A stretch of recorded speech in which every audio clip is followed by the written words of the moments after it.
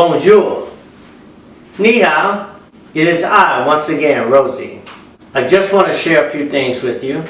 I would like to talk about who matters and why. I am still at the BRC, but I'm on a little break right now. I have a couple of days. So I am taking a break from my studies, trying to get my thoughts together to where I can finish up this last week down there so I can come home and try out all the things that I have learned in the past 6 weeks. So the reason why I'm telling you all of this is because no one seems to care. In recent years, I've heard so much about Black Lives Matter, Blue Lives Matter, lesbian and gay lives matters, but I never hear anyone talk about blind lives matter. I like to say blind people matter. For the past few years, everywhere I have gone, no one takes us serious and they seem to disrespect us. The simple fact is, before we went blind, we were capable of seeing. And everyone was aware of you in a certain area. But the moment that you go blind, then the people with sight do not see you anymore. So my question became almost a reality. Who sees who or whom? Now what I mean about that is that I don't think the people with sight see us anymore. Every time we go somewhere, someone is always doing something in our space, in our area, and they think that we can control what they do. That drew my attention vigorously. When I was in my mobility training, I had a small confrontation. It was very minor, but it was still significant in a way, because the cars was parked out in a public area and I'm trying to feel my way across, and the gentleman come out trying to scold me about coming across and possibly hitting the car, but I didn't hit the car. My body touched it, but he was in a rage. But then the question was asked is, how do he expect for me to get to the bus stop? Instead of him trying to find a solution to my problem, he wants to tell me about all the other bus stops in the area, which is probably a fourth of a mile or a half a mile from the other bus stop. It's great for him because he don't have to worry about me coming past this establishment, and he don't have to be concerned about me accidentally bumping his car with my body like I'm going to put a dent in it.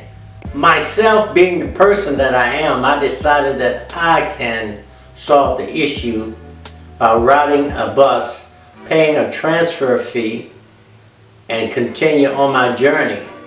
But I don't think that's necessary for me to do. So I will not do that.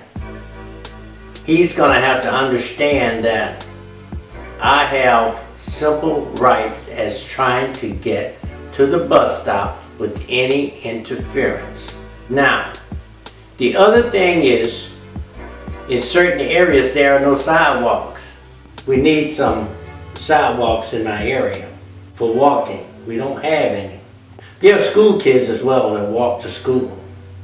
So when I wrote concerning the issue, they said my area has been like this for the past 50 years. And when I was told that, I asked, why nothing have been done? No good answer.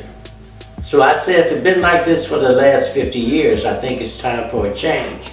So now I'm going to try to make a change to this whole situation. No one needs to suffer like blind people. We can't go anywhere in a lot of cases until someone come and get us. We want to be able to travel independently sometime without that, including low vision people. Every day we get up, we wake up on faith.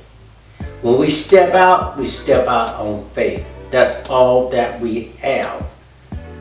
So we believe in the faith that we have. I am not the only one that this is happening to.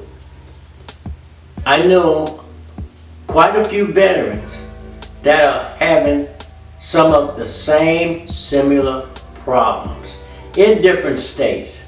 We shouldn't have to move in order to make our lives better. Our city officials should be able to help us in reaching an independent life or something similar to that before we went blind. But this is the reality. Since it haven't happened to anyone in that family, or it haven't happened to any of them, it does not matter. It seems to not matter until something happens to someone else, then they want to try to fix the problem. Why do you want to wait until it gets that far? It's quite easy. Look at the situation, figure out what it takes to get the situation solved, then solve the problem. Do not pass it on or do not ignore it. The situations and problems are being ignored. I live on a major through street. There are quite a few major through streets here in the city.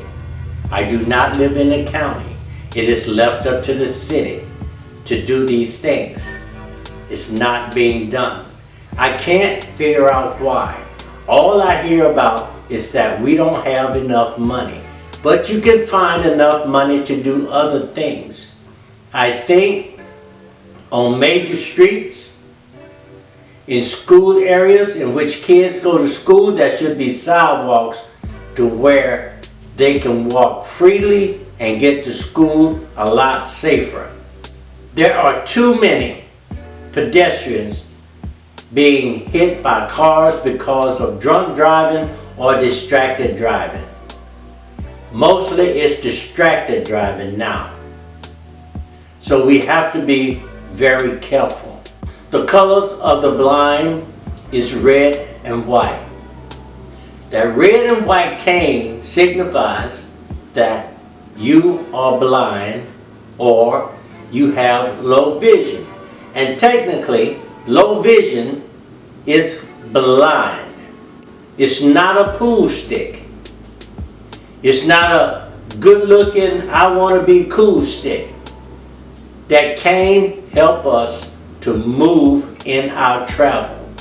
That is what we put our trust in a lot of times, to detect our falls, curves, drop-offs, holes, anything that is in our path, we can detect it with that cane. But we cannot detect when you run into us and knock us down or kick our cane out the way and you don't realize what the cane is for. But I wish the people with vision really take the time and try to learn a little bit about blindness. We didn't ask to go blind. It just happened that way. We are just trying to fulfill our lives in most cases. I did a little research, and there is about 4 million people in the United States that is blind. It's quite a bit. It also stated that by the year of 2050, and that's not far away, that blindness will double, may even triple by that time. So, it may happen to someone in your family in the next year or two, and then you're going to look back and say, I wish I had done something at that time. I am the only one in my family that went totally blind. I wanted to know why. I wanted to see if there was any other blindness in my family, both sides, my mother and my father. And I went back generations, and there is no other blind people in my family except me. I don't feel bad that I'm blind. I feel sorry for the people that see, because they do not give us the respect that we are due, and I wish they did.